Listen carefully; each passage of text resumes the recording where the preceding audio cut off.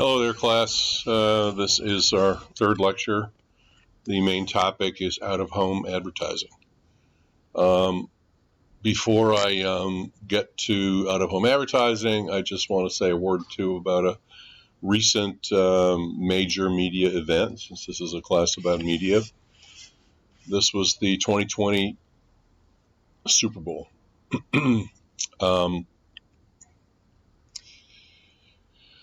So it's a chance to look at a few things, talk about a few things that are significant. One is the Super Bowl is the highest rated, the most watched television broadcast in our country. The ratings normally are around 100 million people. 40+% of U.S. households tune in to the Super Bowl. The highest rating ever for the Super Bowl was in 2015. I think it had about 114 million people watching. It dipped a bit last year. Maybe people are getting tired of seeing the New England Patriots win every Super Bowl. I don't know. Apologies to any Boston fans out there. This year's was up a little bit. They're saying it was about 102 million when you count all the streaming and the Spanish translation, etc. Also, it's also important to note that sports is one of the last appointment viewing entertainment programs. Sports are. So you can't stream at the beginning of the season, football season or any sports season, all the games. They haven't occurred yet. So you got to watch this in real time. It occurs in real time. You watch it in real time. Most people do anyway. And this is one reason why a company, Fox, sold its entertainment properties to Disney, but kept its sports and news content. And ratings also, by the way, are not just one big number for the whole thing. Ratings are tracked during the game, and they can vary by quarter, most of the time based on how good the game is. If it's a foregone conclusion, one team is going to win, people will switch away and watch something else. So if you're an advertiser for the Super Bowl, you typically want to be earlier in the game when you're more or less guaranteed the highest ratings. And there are commercial pods where a number of commercials, in between quarters, you'll see a number of commercials one after the other. And a lot of people like to be at the beginning of the pod. They think you've got better viewer attention at the beginning. So when people are negotiating with Fox, in this case, which aired the Super Bowl, they are negotiating for positioning in many times. The Super Bowl has become, I would say, a nationwide, at least, advertising occasion, a special occasion. It's when everyone dresses up, puts on their best finery, and supposedly produces their, quote, best, unquote, creative to air, sparing no expense. Since the media itself is so expensive, purportedly $5.6 million for a 30-second spot this year. They're not afraid, advertisers aren't afraid to hire the expensive celebrities and do special effects, and no expense is spared in many cases on the creative part of it also. I will just share my general impression with Super Bowl ads is while they are definitely many times very creative and amusing and charming, they don't always do the best job of selling the product. They don't focus on a benefit and support. They're not necessarily very persuasive. I think oftentimes cuteness and a sense of humor sort of take the place of selling. You may have, I'm sure those of you who watch the Super Bowl will have your own favorites in terms of entertainment, and maybe you felt also that there were some ads that were more effective than others. A few more facts, fun facts about the Super Bowl. Of course, since it is an event, and an event that happens in real time, it means people are able to post to social media while they're watching. And Jennifer Lopez had lots of interactions on Twitter and Facebook and Instagram. And the Kansas City quarterback, who was the star of the game, had the most player interactions on social media. It's also interesting to note that this has also happened in the past, that many of the Super Bowl ads are released a few days early on YouTube. So people already start a buzz, and then they're looking forward to seeing the ads.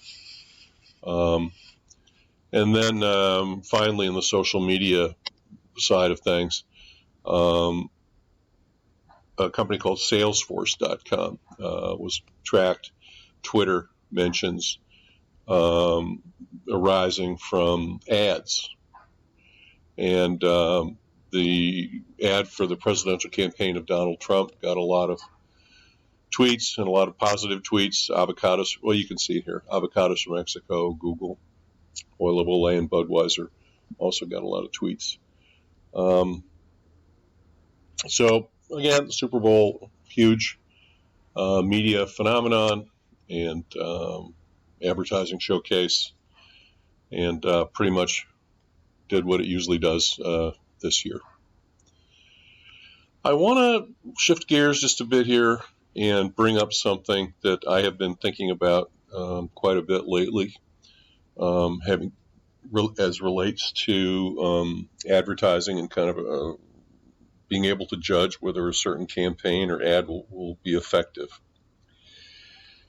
And the idea here is that particularly if you yourself are not part of the real target audience for the ad, in other words, if you're looking at an ad that's targeted to an older population, for instance, or a more rural population, people that have different habits and lifestyles, demographics, psychographics from you, how do you judge whether that ad is really going to reach them? And here I think it takes a special kind of skill, talent, capability, and I'm calling it empathy. It's the ability to put yourself in the shoes of another person. It's what actors do when they're playing a character that's very different from them.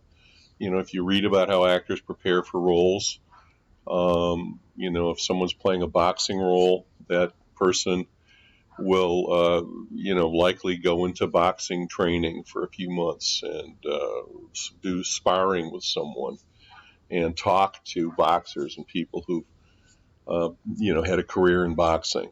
They'll build a backstory, quote unquote, for their character, where they kind of make up a past life for the person. They're doing everything they can to, let's say, get into not just the shoes but the skin, in a way, of another person who's totally different from them. A lot of actors do this, so I think we also have to try to do this. I don't know if you can hear the barking outside. I've got my door open here, so apologize for that.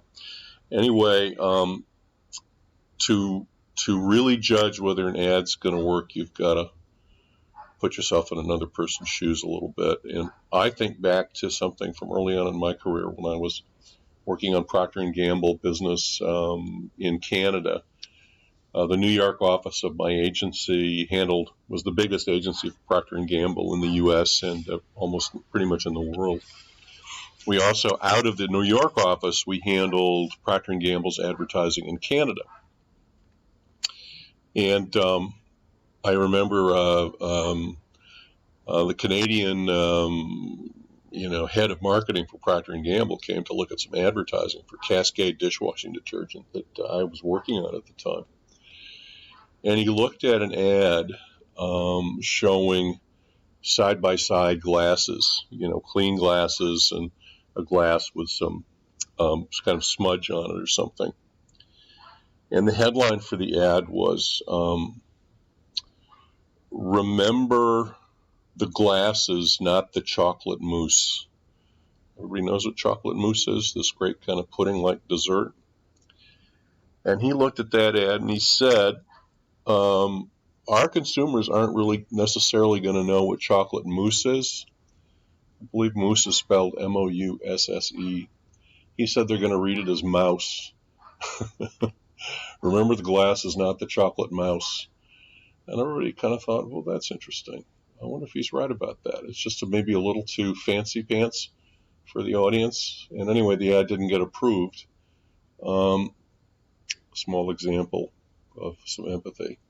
So as we look at ads and judge them, we'll do our Tabasco, and we'll look at the copy strategy. And then if we're not the target audience, I want you to try to put on some empathy. Imagine yourself in the shoes of the target audience and look at the ad and ask yourself if it will be effective. Empathy. Another sort of upfront thing I wanted to touch on, I do love defining words. We spent a lot of time working on the definition for medium, and I think it's, as applies to what we're talking about here, audiences and media, looking at that definition was kind of illuminating in a way, I think. I hope you agree. Perhaps not quite as enlightening, but nevertheless of interest, is to look at the derivation of the word audience, and not surprisingly, it comes from the hearing. It's from Latin, the act of listening. And to hear. So an audience are people who hear. I think it's interesting because we actually know that pictures speak louder than words when we look at kind of what really communicates, an image versus a sound. But nevertheless, audience is about people who can hear. And it's one of my favorite hearing opportunities. There's the Live Aid concert. I believe that's Queen on stage at the Wembley Stadium, 1995. They could hear. That's an audience too, by the way, big one. Audiences and media, people who can hear the message. So we're going to begin our walk through the 7 different basic kinds of media. And today we're going to talk about out-of-home. It's definitely a traditional medium. As we saw from our overview of media in the U.S., it was the first type of medium. It had been around for thousands of years. Very easy just to put up some kind of signage somewhere for people to look at, hopefully in a place where lots of people pass or stay. And as we talk about out-of-home, this is what we're going to do. We're going to talk about spending in the medium versus other media types, so you get a sense of its scope here in the U.S. and outside of the U.S. We're going to talk about what it's like to buy out-of-home advertising. We're going to talk about an issue with out-of-home, which is how to make the creative work. It's a challenge to make out-of-home creative work as hard as it should. And we'll talk about that. And then we'll talk about the industry. There are trade associations we'll talk about. We'll look at the leading media players and agencies in out-of-home, because out-of-home tends to be bought by specialist agencies that only do out-of-home buying and planning. And then we'll summarize and then talk about our next class, homework and reading. And I'm going to stop now, and then we'll start with right after that.